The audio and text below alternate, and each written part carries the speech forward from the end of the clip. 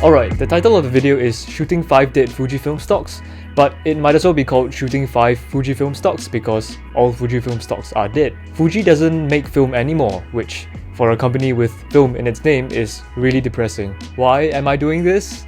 Well, I recently had the revelation that shooting real Fujifilm is something that is very quickly becoming impossible. Looking at the prices of what used to be common, affordable film, these highly endangered film stocks are only going to get harder and harder to get your hands on, especially since any surviving copies are only going to get more and more expired. Fujifilm stocks are very quickly about to enter the history books, and before the final nail in the coffin is, nailed, I had to have one last rodeo with Fujifilm. For the experience, for the lore.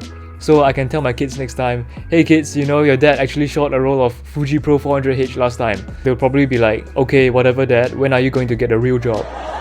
So I set out to scavenge some Fujifilm, and this is what I managed to gather.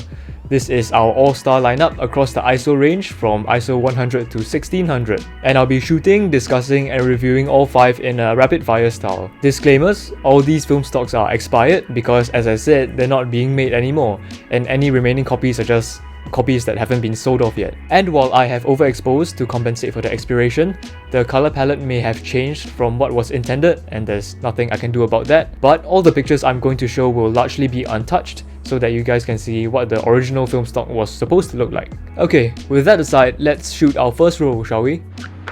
Fuji Pro 400H. I've always wanted to try this film stock. It's the Portra 400 equivalent from Fuji, or at least from what I've researched, it was regarded as inferior to Portra 400, so this would be like the more budget 400 speed film option. But obviously now that it's near extinct, the prices have gone way up. Can I just say, expired film smells so damn bad. Bro, this shit's smelly as hell. It's like vinegar or feet that haven't been washed in ages. Not that I smell feet, I'm not into that. Anyway, people say that this film performs better at ISO 200 than ISO 400, and coupled with the fact that this film expired in 2021, I will be shooting this film stock at ISO 160. To test it out, I headed to a reservoir to shoot some pictures in the day, just a quiet, more industrial part of Singapore. Here we go, our first look at the pictures.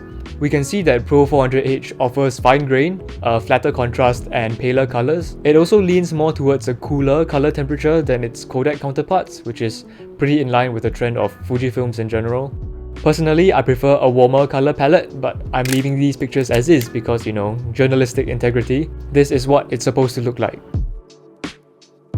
These shots of industrial buildings look pretty clean with the cooler colours, although I wonder what they would look like if I hadn't overexposed. Let's not forget that I'm metering for the shadows and also overexposing by more than one stop.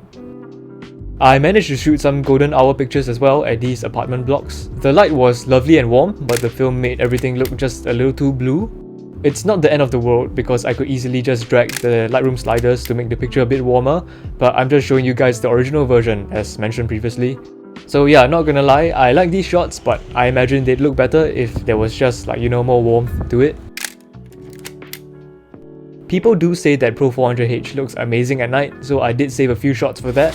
One night, me and my aunt and uncle were just hanging out and we found this abandoned ass parking lot, so we decided to shoot some fun shots over there.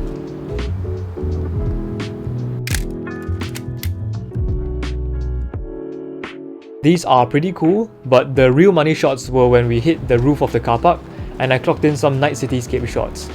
This spot is one of my favourite spots in Chinatown. Hell, it's just one of my favourite spots in Singapore as a whole.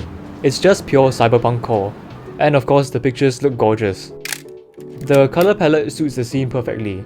I shot an identical composition on CineStill 800T before, and dare I say, I prefer the look of the colours and flatter contrast of Pro 400H more. Here are 2 more shots I got on Pro 400H, and with that the roll was done. So in conclusion, Pro 400H is clean and cool in terms of colours. It's actually awesome for shooting at night, and were it still around, I might consider making it my go-to for night stuff alongside CineStill, but it definitely isn't worth the jacked up price it's available at now. Alright, next film stock. Earlier in the day, I had loaded the trusty Contax T2 with Superia 800. It's kinda cooked. It expired in 2016, so of course I had to do a sniff test as well. Anyway, yeah, the expiration meant that I had to shoot it at 400 ISO, which kinda sucks because I would have loved to shoot it at 800 ISO, then I can, test to see how it stacks up against like Portra 800, because there's not even a lot of 800 speed film offerings nowadays. But the window on that has closed now, and it's sad to see this one go, but let's test it out anyway. I decided to get some flash portraits on the Contax with my uncle and aunt. And they came out pretty nice. First impressions, for a high-speed film, the grain isn't too much, although that is if your shot is well exposed. In these other frames where the flash was the sole source of light, we can see that the shadows are very muddy with some color noise, but the shots are definitely still usable though.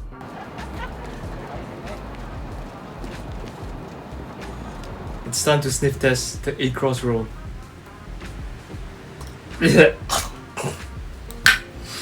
Why do I keep doing this to myself? The next day, I loaded up the f3 with the Acros 100 roll. Acros is black and white, and it is the only black and white film stock that I bought for this video. I've actually never shot a black and white Fuji film stock before, that's normally Ilford's thing, so I'm excited to see how it goes. For this shoot, I met up with some of the boys, including Adriel the Fossil himself.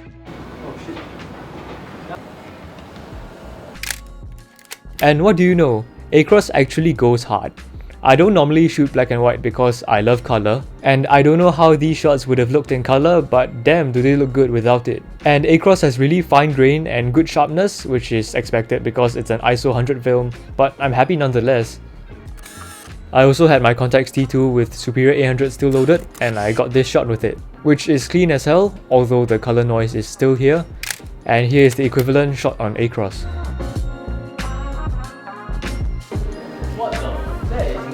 We accidentally stumbled into the back rooms and I had to clock in a shot. I had to use a tripod and I was made fun of because everyone else was shooting digital. After Darren proudly put his throating skills on show for everyone, we hit Raffles Hotel and tried to blend in with the bougie ass guests.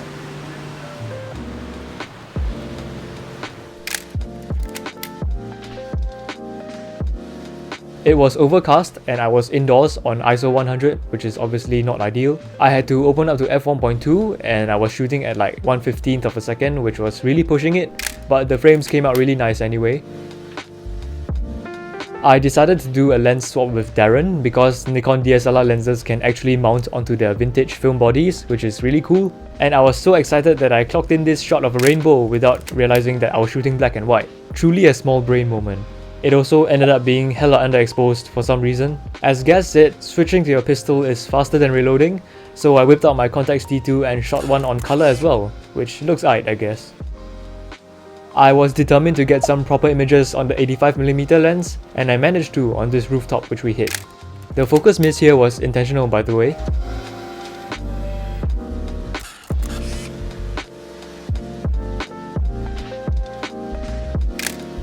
And for this one, the scene was contrasty as hell, literally the sun in the background and backlit subjects in the foreground. But I still managed to recover quite some details in the shadows, which is nice. Also look at the two birds cruising by. Okay, now enjoy this rapid fire montage of me clearing the Acros roll.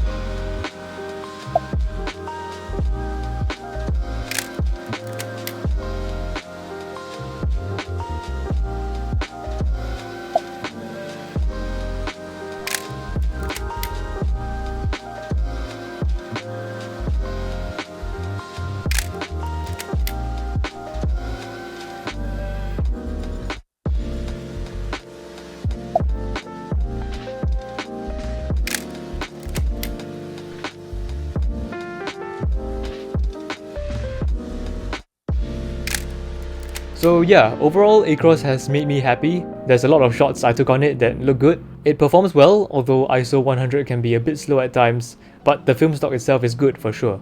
It's time to load the 1600 roll. I'm curious to see how high ISO film smells. Do you think it's the smelliest or the least smelly? Let's find out.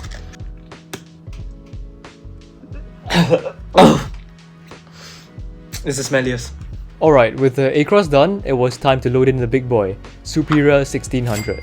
I was looking forward to this one. My first video on this channel is about Natura 1600, and this is basically the same thing.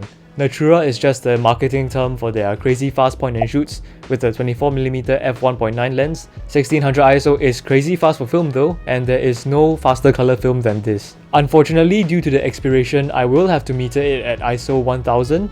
which is still quite fast, and I'll be loading it into my Nikon F3 with the 50mm f1.2 lens for the ultimate stopping power combo, which will be useful because I'm shooting some interiors next. We first visited this matcha cafe to take some photos, and yes, ladies and gentlemen, that is indeed a Hasselblad. Please keep your panties on, try not to touch yourself. I bought it recently and I'll be making a video about it shortly. For now, this is a video about the Fujifilm stocks. Focus. You know how to record, right? Yeah, I just pressed the red button. These are clean, although obviously as a high-speed film, the grain and noise is more prevalent. But the high speed allowed me to shoot handheld in these darker conditions, which is kinda the point. The fast film allows me to stop action better as well, which was useful in this shot of the barista whipping up some matcha. Like the Pro 400H though, this film leans more towards the cooler side of things, which is normally cooler than I like. So for the final shots I delivered to the client, I pushed the Lightroom sliders to like +10 towards the warm side, just to deliver the more wholesome, warm look. After that, I shot with the Contax T2, still loaded with Superia 800.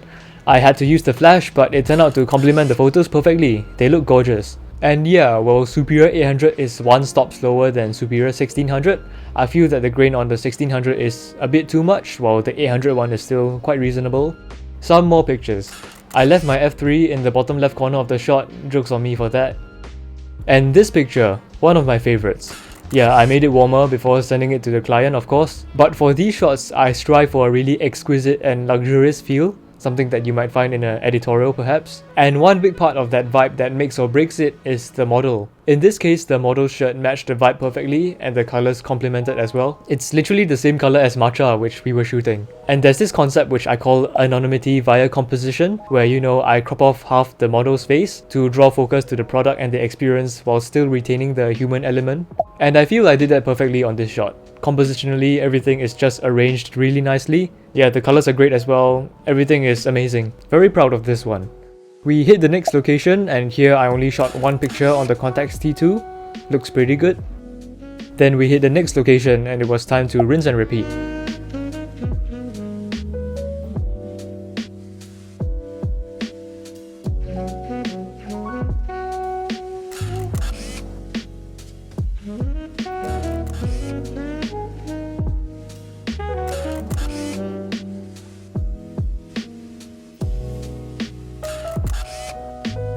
More instances of anonymity via composition, although I kinda messed up this one where I cut off the N in New York, so it says New York. I'm sorry New York, you don't deserve that. But yeah, what a shame. It kinda ruins the whole picture, where it would have been perfect otherwise.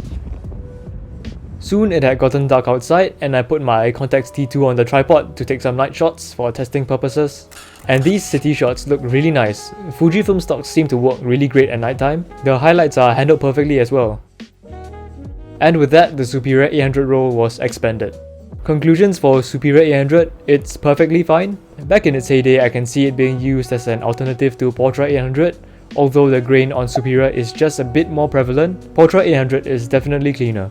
Our last destination for the day was a downtown bar called Roxy. It was dark as hell with really cool red atmospheric lighting, and it was time for the 1600 high-speed film to shine.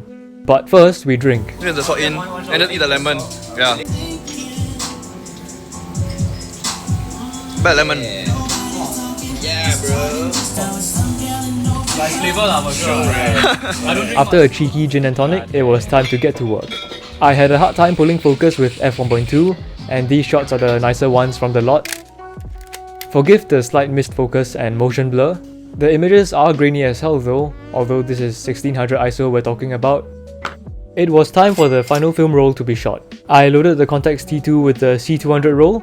C200 is supposed to be the chill consumer film, like the Fuji equivalent of Kodak Color Plus. So I felt that it was fitting to put it in a point and shoot and use it with flash, etc. However, this is the original C200 emulsion. The current Fujicolor 200 is just repackaged Kodak 200 speed film, which is blasphemous. I'm happy to be able to shoot the original, even though it expired in 2014. Like damn, I should have been shooting film in 2014 instead of being like 10 years old.